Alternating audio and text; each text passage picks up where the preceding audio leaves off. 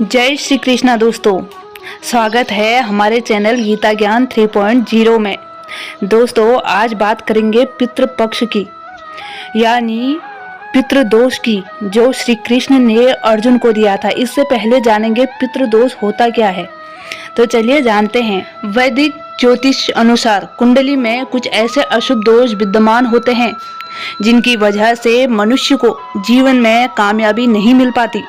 आपको बता दें कि ऐसा ही एक दोष होता है, पितृदोष, जिसके कारण मनुष्य को भाग्य का साथ नहीं मिल पाता। साथ ही जिंदगी भर उसे संघर्ष करना पड़ता है। करियर और व्यापार में बार बार असफलता हाथ लगती है। दोस्तों, आपको बता दें कि पितृदोष शांति के लिए शास्त्रों में पितृपक्ष के 15 दिनों का उल्लेख मिलता है, जिसमें तर्पण और पिंडदान करके अपने पूर्वजों को प्रसन्न किया जा सकता है। लेकिन ज्योतिष के अनुसार भगवत गीता के 7वें अध्याय का पाठ करके भी पितृ ऋण से मुक्ति पाई जा सकती है। आइए जानते हैं इस अध्याय का महत्व और पाठ करने का नियम। वैदिक ज्योतिषी अनुसार अगर कुंडली में राहु ग्रह अगर केंद्र स्थानों या त्रिकोण में हो और उनकी राशि नीच यानी कि नकारात्मक स्थिति में हो तो पितृदोष का निर्माण होता है। अगर राहु का संबंध कुंडली में सूर्य और चंद्र ग्रह से हो तो ऐसी कुंडली में पितृदोष बनता है।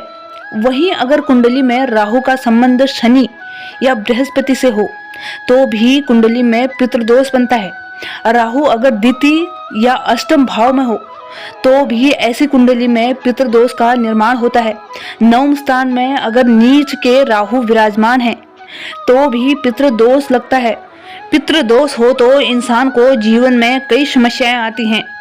व्यापार में घाटा होता है, साथ ही कोई असाध्य रोग हो जाना, कई बार बिजनेस का बदलना, संतान होने या संतान के भविष्य की चिंता हमेशा रहना, कोई भी प्लानिंग का सफल ना होना, ऐसे कई संकेत हैं जो इशारा करते हैं कि कुंडली में पितृदोष हो सकता है। महाभारत शुरू होने से पहले भगवान श्री कृष्ण ने अर्जुन को गीता का ज्ञान दिया था। इस गीता का 7वां अध्याय पितृ मुक्ति और मोक्ष से जुड़ा है। आपको बता दें कि ज्योतिष के अनुसार पितृपक्ष में गीता के 7वें अध्याय का पाठ करने से पितृदोष से मुक्ति मिल सकती है। इस अध्याय का नाम है ज्ञान विज्ञान योग। इस अध्याय का पाठ श्राद्ध में जितना हो सके उतना करने का प्रयास करें।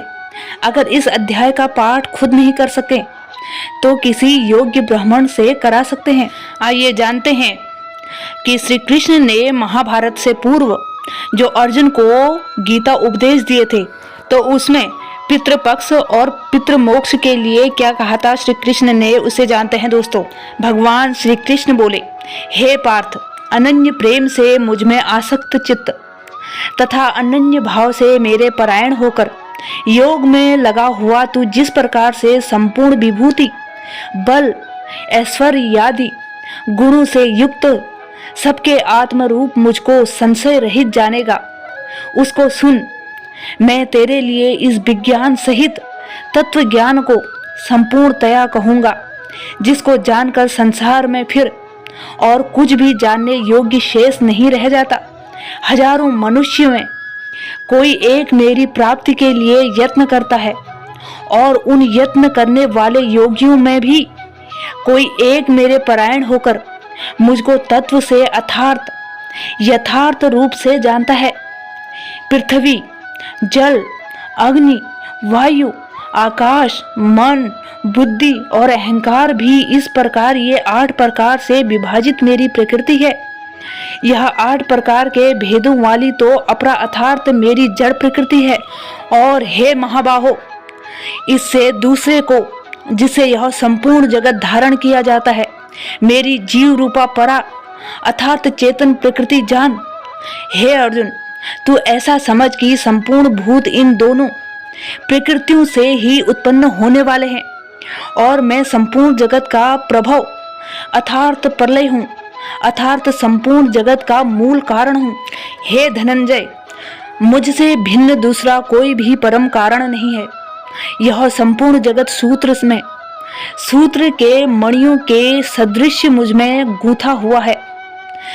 हे अर्जुन, मैं जल में रस हूँ, चंद्रमा और सूर्य में प्रकाश हूँ, संपूर्ण वेदों में ओमकार हूँ, आकाश में शब्द और पुरुषों में पुरुष तत्व हूँ। मैं पृथ्वी में पवित्र शब्द, स्पर्श, रूप, रस, गंध से इस प्रसंग में इनके कारण रूप तन मात्राओं का ग्रहण हूँ।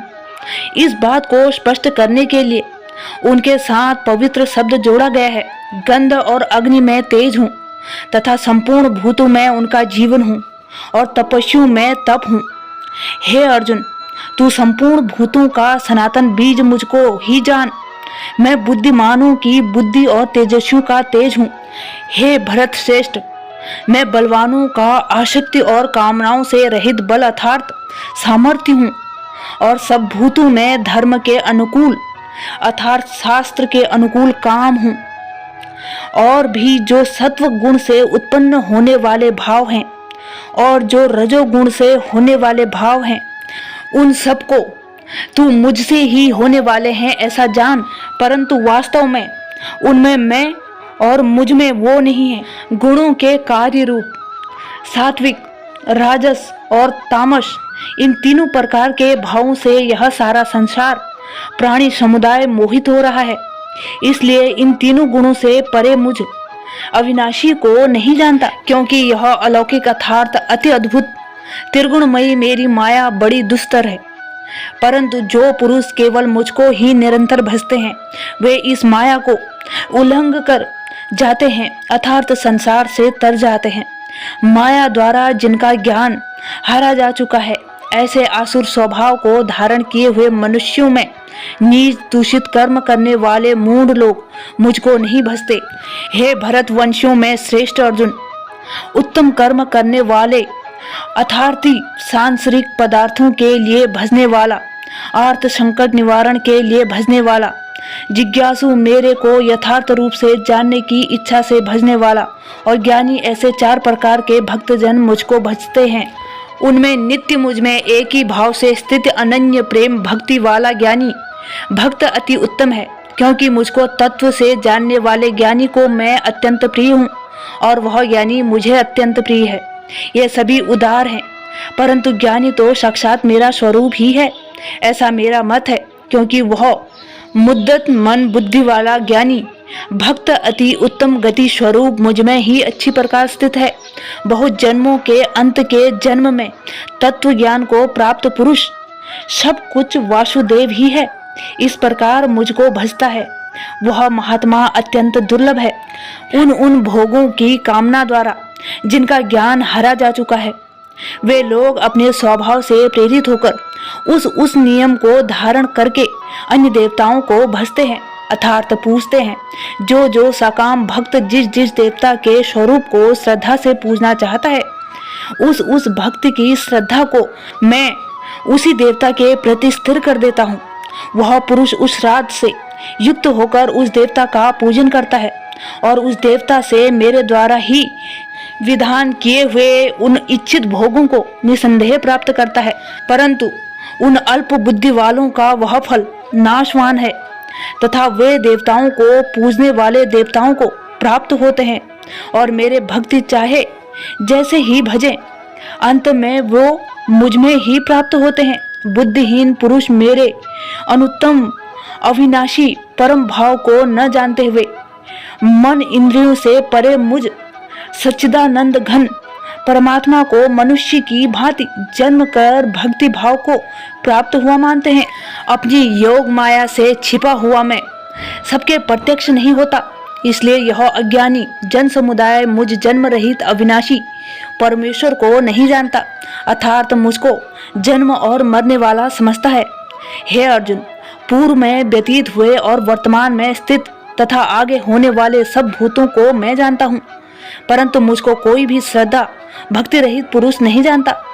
हे भरतवंशी अर्जुन, संसार में इच्छा और द्वेष से उत्पन्न सुख दुख आदि द्वंद्व रूप मोह से संपूर्ण प्राणी अत्यंत अज्ञता को प्राप्त हो रहे हैं, परंतु निष्काम भाव से श्रेष्ठ कर्मों का आचरण करने वाले जिन पुरुषों का पाप नष्ट हो गया है, वे रोग द्वेष जनित द्वंद्व रूप मोह से मुक्त दृढ़ निश्चयी भक्त मुझको सब प्रकार से भजते हैं। जो मेरे शरण होकर जरा और मरण से छूटने के लिए यत्न करते हैं, वे पुरुष उस ब्रह्मा को, संपूर्ण अध्यात्म को, संपूर्ण कर्म को जानते हैं। जो पुरुष अधिभूत और अधिदैव सहित तथा अधियज्ञ सहित सबका आत्मरूप मुझे अंतकाल में भी जानते हैं, वे युक्त चित्त वाले पुरुष मुझे जानते हैं अर्थात प्राप्त हो जाते हैं। दोस्तों, मुझे उम्मीद है कि ये वीडियो आपको पसंद आया होगा। आप जान पाए होंगे कि पितृदोष होता क्या है और ये भी समझ पाए होंगे कि पितृदोष का निवारण क्या है। तो दोस्तों, अगर आपको वीडियो पसंद आया तो प्लीज़ वीडियो को लाइक करें और चैनल पे नए हैं तो प्लीज़ चैनल को सब्सक्राइब कर दें। और हाँ दोस्तों, बेल आइकन को भी प्रेस कर दें ताकि मेरी हर नई वीडियो का नोटिफिकेशन सबसे पहले आप तक पहुँचे। तब तक के लिए जय श्री कृष्णा दोस्तों।